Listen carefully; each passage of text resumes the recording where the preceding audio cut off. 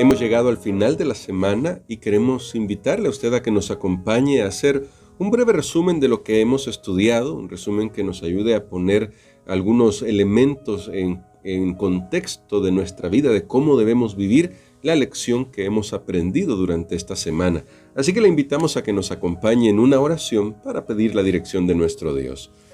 Bondadoso Padre, gracias te damos porque hemos aprendido muchísimo esta semana.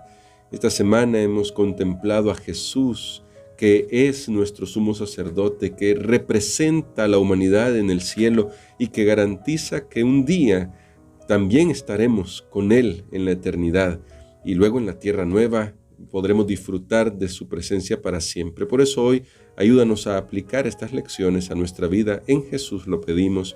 Amén. Amén.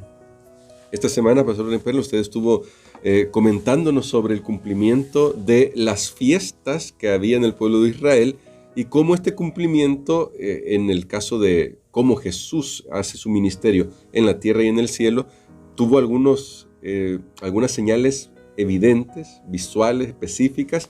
Y hay una cita que destaca algo que usted dijo en la semana, Pastor, y nos gustaría que a partir de esta cita pueda abundar en algunos otros comentarios.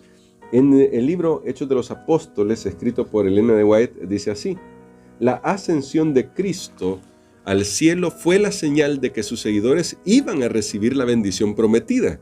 Eso ya se ha destacado también, ¿no?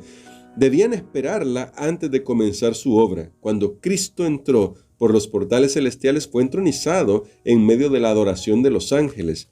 Tan pronto terminó esa ceremonia, el Espíritu Santo descendió sobre los discípulos en abundantes raudales, y Cristo fue de veras glorificado en la misma gloria, con la misma gloria, quiero decir, que había tenido con el Padre desde toda la eternidad. Y Pastor, aunque la cita sigue, y es una cita impresionante, quizás acá lo que me gustaría destacar y preguntar es, ¿cómo nosotros, casi 2000 años después de esta experiencia, nos podemos ver beneficiados de lo que pasó en Pentecostés y nos puede preparar para lo que falta de acontecimientos en este mundo? Bueno, recordemos, esta declaración es muy importante porque recordemos algo. Al irse Jesús al cielo, obviamente su presencia física ya no estaría entre los discípulos. Ahora, la pregunta era, ¿cómo estar seguros de que Jesús no los olvidaría cuando ya estuviera pues en otro lugar, en este caso en el cielo?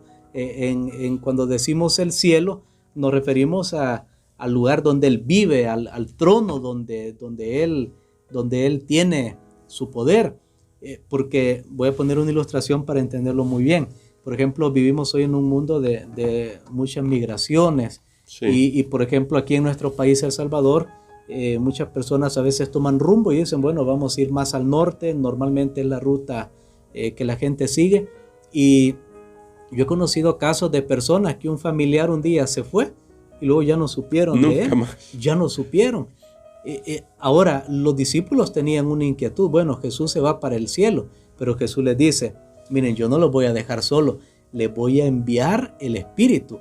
Pero claro, nosotros lo hablamos porque lo damos todo por sentado, pero sí. Imaginemos que somos esos discípulos que tocamos a Jesús, que anduvimos con Él, que lo vimos, comimos con Él, y de repente es quitado de la vista. Había una duda, ¿cómo estar seguros que Jesús no nos olvidaría? ¿Cómo sucede aquí en la tierra? Personas se van a otro país, dejan a su familia y algunos se olvidan de su familia. Tiene que haber una señal de que no se olvidó de nosotros. Por ejemplo, si alguien se va del país y luego dice, bueno, mire, le voy a mandar aquí una remesa, algo, ya es una señal. De que no se ha olvidado. Pero ahora, ¿cuál es la señal para los creyentes? Que Jesús de verdad fue al cielo a hacer lo que dijo que iba a hacer y que va a regresar. Y entonces Pedro entendió cuando estaban, no vamos a poder leer el texto, pero en Hechos capítulo número 2, yo les invito para que usted lo estudie y ve el sermón de Pedro, porque cuando el Espíritu Santo descendió en Pentecostés, no solo fue porque hablaron en lenguas y eso fue lo grande de ese momento, no, para Pedro ese era el cumplimiento de la profecía de Joel y además era el cumplimiento de la palabra de Cristo, de que había sido entronizado, porque el Espíritu Amén. Santo fue la señal en la tierra de lo que estaba sucediendo allá en el cielo. Amén. Que Jesús había, y lo dice esta declaración, había recibido nuevamente toda la gloria, todo el honor que tenía antes de venir a este mundo y encarnarse como hombre, o sea, de recibir toda la potestad como Dios. Ahora los discípulos podían estar seguros de que Jesús no los había olvidado, los acompañaría y sobre todo regresaría como Él les había prometido. Gloria a Dios por eso. Pero ahora, pastor, teniendo todo esto en mente, me surge una pregunta. De hecho, la podíamos haber hecho durante la semana, pero creo que es importante que la consideremos hoy también, porque nosotros los cristianos decimos, Jesús va a venir por segunda vez y tiene preparado mansiones gloriosas, tiene preparado un mundo renovado, pero de todas maneras siempre hay escépticos que pueden decir, bueno, pero eso ustedes lo inventan para hacer creer que lo que sufren acá está bien que lo sufran y así de alguna manera se sienten bien con su vida aquí, teniendo la ilusión de lo que va a suceder en el futuro. ¿Cómo podemos responder ante esa posición de aquellos que deciden no creer en las promesas de Dios? Muy bien, yo creo que nadie es en realidad escéptico, o todos creemos en algo, Sí. o en alguien. Y yo estoy estudiando la carta a los romanos y es impresionante. El apóstol Pablo dice, mire, todo ser humano tiene algo que Dios ha dejado para que sepan que Él es Dios, ya sea la naturaleza, la conciencia, porque cuando vemos el diseño de este mundo, cuando vemos el que el ser humano esté en este mundo, la pregunta es ¿por qué estamos aquí? No quiero entrar en filosofía, pero lo que sí yo les digo en este momento es, todos sabemos que nosotros tenemos un propósito al estar en esta tierra. Ahora la pregunta es ¿cuál es?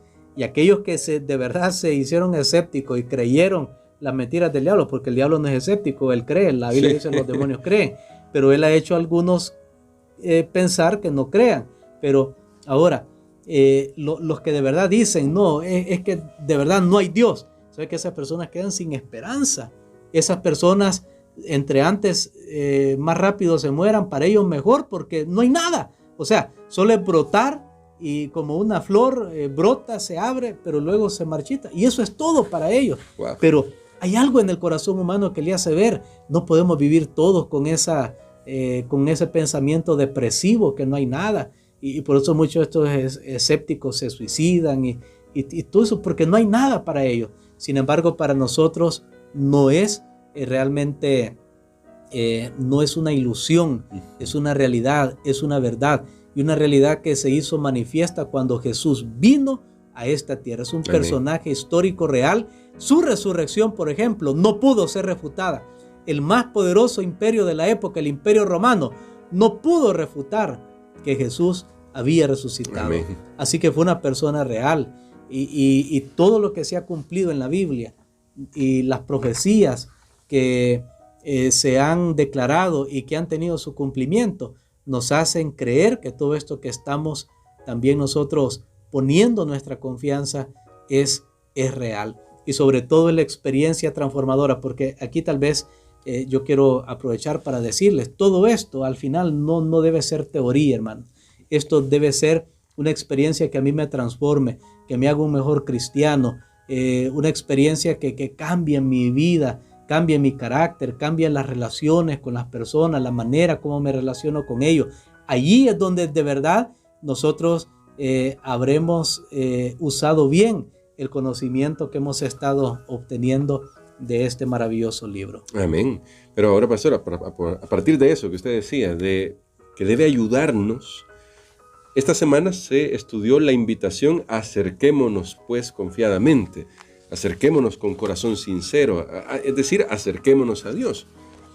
Hay un peligro, y creo que se nota, y este peligro es que algunos dicen, sí, pero ¿por qué? Porque le pasó al pueblo de Israel, ¿por qué no se acerca a otro y estudia la Biblia por mí, luego me predica el sermón, o me da el estudio y yo ya con eso aprendo? O luego hace la oración por mí porque tal vez tiene más conexión con Dios, tiene más trato con Dios, hace la oración por mí y que eso me sirva a mí. aunque sí tenemos una dimensión colectiva, definitivamente en la oración, en el estudio de la Biblia, pastor, porque esto puede llegar a ser una trampa que nos impida disfrutar de las bendiciones personales que Dios quiere darnos a nosotros. Sí, aquí creo que es un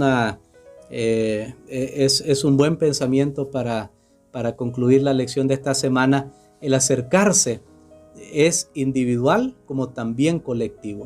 Y colectivo funciona cuando cada miembro del colectivo lo está haciendo. Amén. Y sabe que Sí. eso fue lo que pasó en Pentecostés. Cada uno buscó a Dios, dice, estaban unánimes juntos, pero luego cada uno buscando a Dios, se unen, todos los que lo están buscando, entonces ahí tenemos un gran poder. Amén. Pero no tenemos que menospreciar nuestra propia búsqueda personal de Dios. Y eso es un error, y lo voy a decir aquí claramente. Si usted se acerca a otra persona y le dice, porque usted es un pastor, Dios lo va a oír más, sáquese ese error de la mente. Eso ya no es así. Usted y yo, los dos tenemos el mismo acceso a Cristo, al cielo, a través de Cristo Jesús. Amén. Así que eso es bien importante. Dios lo oye a usted tanto como que me oye a mí, porque al final depende no del título, de la posición que una persona tenga religiosa, sino depende del corazón sincero. Es lo que leíamos esta semana en el libro de los Hebreos, acercarnos con corazón sincero, sin hipocresía. Puede ser que usted, voy a decirlo, puede ser que sea menos hipócrita que la persona a quien le está pidiendo que ore por usted. Puede ser que usted sea más sincero. Acérquese a Dios con confianza y Dios va a escuchar su oración. Ahora, eso no elimina el rol que tiene la oración intercesora, la oración colectiva, pero nunca como sustituto de su propia búsqueda personal de Dios. Ya ninguno de nosotros hace ese rol de sacerdote o de Moisés, que bueno, habla tú, ¿verdad? Habla tú por nosotros a Dios, nosotros nos quedamos aquí esperando. Ya no más, ya no más. Ahora, a través de Jesús, me gustaba mucho el texto que leemos esta semana. Todos tenemos libre acceso. Es maravilloso, es gratis para nosotros acercarnos a la presencia de nuestro Dios. Y yo lo he constatado, personas aún que no van a la iglesia, que yo voy, y tal vez no tenemos las mismas creencias, pero hablan con Dios y le dicen, Señor, ayúdame a salir de este problema, ayúdame en esto otro, y Dios los escucha, claro, porque Dios está abierto para toda la humanidad. Recordemos que Él amó al mundo y que el sacrificio de Cristo es para todo. Claro, no significa que me voy a quedar ahí en donde estoy, ¿verdad? Porque Dios me escuchó una vez.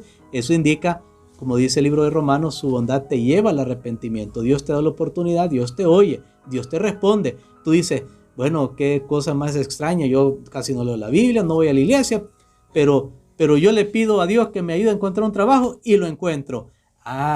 Eso no es para que sigas sin acercarte a Dios. Claro. Eso más bien es un bono que Dios te da para que con gratitud tú te acerques. Es una motivación, pero siempre el punto es acercarnos a Él. Porque la invitación siempre es buscar esa relación personal con Dios.